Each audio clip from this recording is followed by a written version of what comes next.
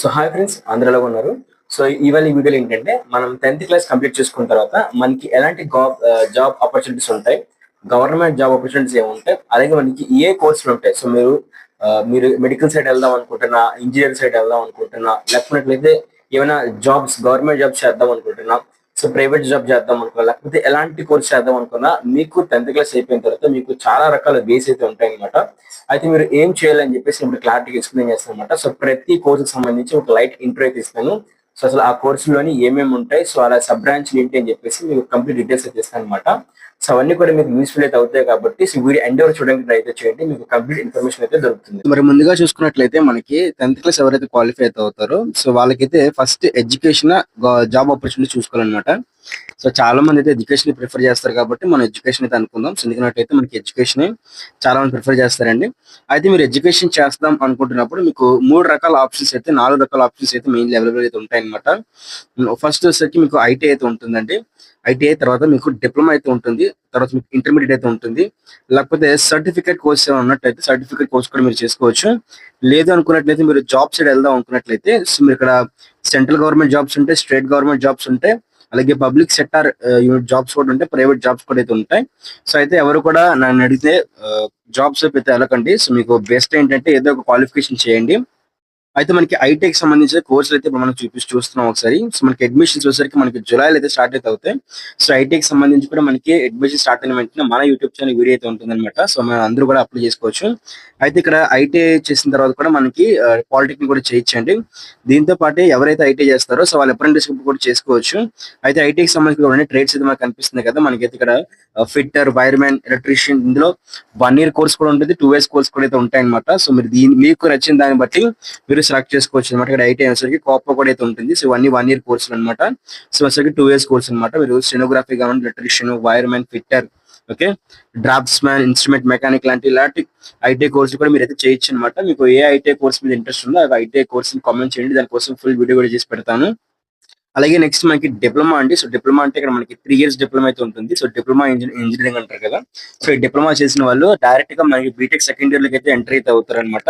లేదనుకున్నట్లయితే ఈ డిప్లొమా చేసిన వాళ్ళకి కూడా మంచి టెక్నికల్ నాలెడ్జ్ అయితే ఉంటుంది. టెక్నికల్ నాలెడ్జ్ ఉంటుంది కాబట్టి సో మీరు డిప్లొమా కంప్లీట్ అయిపోయిన తర్వాత మీకు డైరెక్ట్ గా మంచి జాబ్ ఆపర్చునిటీస్ అయితే ఉంటాయి అనమాట. మీరు టెక్నీషియన్ సైడ్ కానీ, ఇంజనీరింగ్ సైడ్ కానీ, లేకపోతే మీరు అలాగైతే వెళ్ళొచ్చు అనమాట. సో మీకు ఆర్మీ, డిఫెన్స్ లోని, లేకపోతే మనకి స్టీల్ ప్లాంట్, హెచ్పిసిఎల్ లాంటి ఎన్నో వాటిలో డిప్లొమా చేసిన గ్రాడ్యుయేట్స్ డిప్లొమా ఓకే చేసిన వాళ్ళైతే తీసుకుంటారు టెక్నీషియన్స్ కింద అయితే మాత్రం. సో మనకి చాలా రకాల డిప్లొమాస్ అయితే ఉన్నాయంటే chemical engineering, mechanical engineering, okay, electronics, ఓకేనా, textile engineering, marine engineering, okay, metallurgical engineering, computer engineering, computer science and engineering, artificial intelligence కొత్త కొన్ని కోర్సులు కూడా జాయిన్ అయితే అయ్యాయి.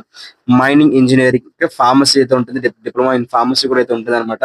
అలాగే triple electronics, electrical engineering, EC electronics, communication engineering, ఇలాగా చాలా కోర్సులు అయితే ఉంటాయి. మనకి ఏప్రిల్ లో దీనికి సంబంధించి నోటిఫికేషన్ వస్తుంది. ఆల్రెడీ మనకి చాలా మంది అప్లై చేసుకున్నారు. మనకి ఇంకో 5 రోజుల్లో దీనికి సంబంధించి పాలసీ ఎగ్జామినేషన్ అయితే ఉంటుంది అనమాట. ఎగ్జామినేషన్ బేస్ చేసుకుంటూ ఉంటుంది. ఈ ఎగ్జామ్ అయితే మీరు క్వాలిఫై అయితే అవ్వాలన్నమాట. మీకు మినిమం పాస్ మార్క్ వచ్చినట్లయితే ఈ పాలసీ ఎగ్జామినేషన్ సంబంధించి మీరు దీనికి సంబంధించి ఎలిజిబుల్ అయితే అవుతారండి. ఏదైతే 10th క్లాస్ అయిపోయిన వాళ్ళు పాలిటెక్నిక్ ఎంట్రన్స్ ఎగ్జామ్ అయితే రాసిన తర్వాత వాళ్ళకైతే క్వాలిఫై అయిన వాళ్ళకి మొత్తం phase 3, phase 2 కౌన్సిలింగ్ అయితే ఉంటుంది అనమాట. సో అలా మొత్తం కౌన్సిలింగ్ లో ఎవరికైతే సీట్ వస్తుందో సో వాళ్ళకి ఫ్రీ అడ్మిషన్ అనమాట. సో ఏంటంటే వాళ్ళకి కాలేజ్ ఫీజు కూడా పే చేయాల్సిన అవసరం అయితే లేదు. గవర్నమెంట్ వాళ్ళకి మొత్తం కాలేజ్ ఫీజు ఇస్తుంది అనమాట. దాంతో పాటు మనకి ఎక్స్ట్రా వసతి దీవెన, విద్యా దీవెన లాంటి అమౌంట్ కూడా వాళ్ళకి అయితే రిలీజ్ చేస్తారు. సో అవి కూడా యూజ్ చేసుకోవచ్చు. అలాగే నెక్స్ట్ మనం చూసుకున్నట్లయితే ఇంటర్ కి మనకు సంబంధించి బైపీసీ కానీ ఎంపీసీ ఉంటాయండి. సో ఇలా కోర్సులు అయితే ఉంటాయి.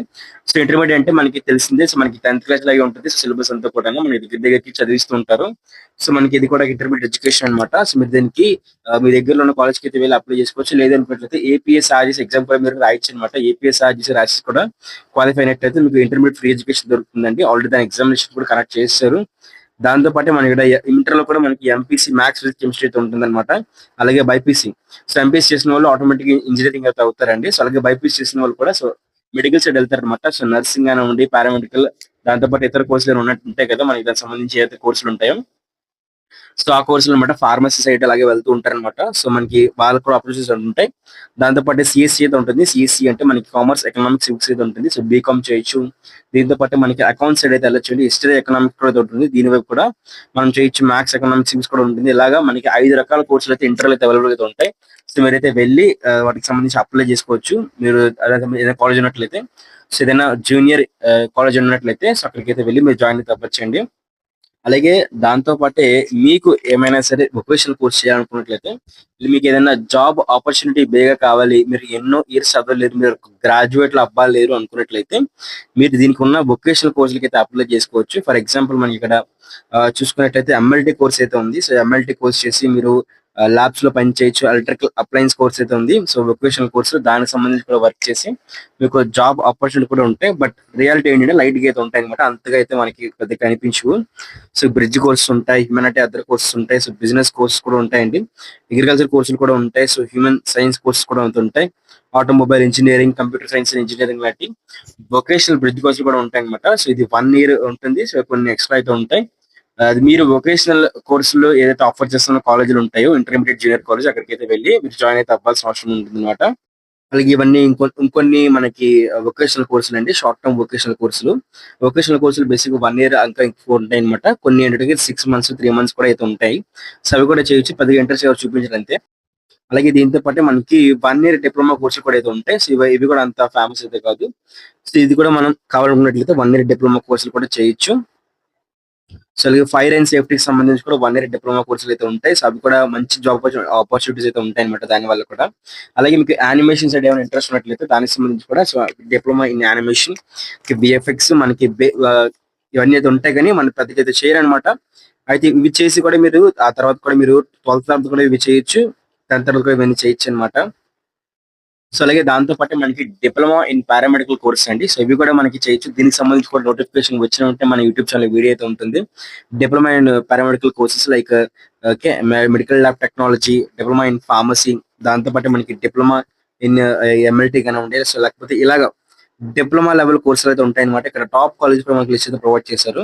సో వీటికి సంబంధించి నోటిఫికేషన్ వచ్చిన వెంటనే మన అప్లికేషన్ ఫామ్ ఫిల్ చేసి మన ఇంటర్లో వచ్చిన మార్కులు బేస్ చేసుకుని వాళ్ళైతే సీట్ అయితే ఇస్తారనమాట, అలొకేట్ చేస్తారనమాట. సో దీనికి సంబంధించి మనకి ఏదే 10th లో వచ్చిన మార్క్స్ బేస్ చేసుకుని మనకి అయితే ఇస్తారు. సో ఎలా అప్లై చేసుకోవాలి, ఎక్కడ సబ్మిట్ చేయాలని చెప్పేసి డాక్యుమెంట్స్ మొత్తం నేను చెప్తాము, ఓకేనా.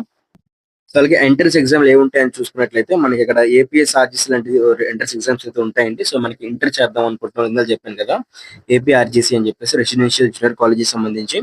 సో అవన్నీ అయితే రాయొచ్చు. అక్కడ కాలేజెస్ లిస్ట్ కూడా మనకు ప్రొవైడ్ చేశారు. సో ఏ కాలేజెస్ లో మనకి ఏపీఎస్ఆర్జీసీ అయితే ఉంటుంది అని చెప్పేసి ప్రొవైడ్ చేశారండి.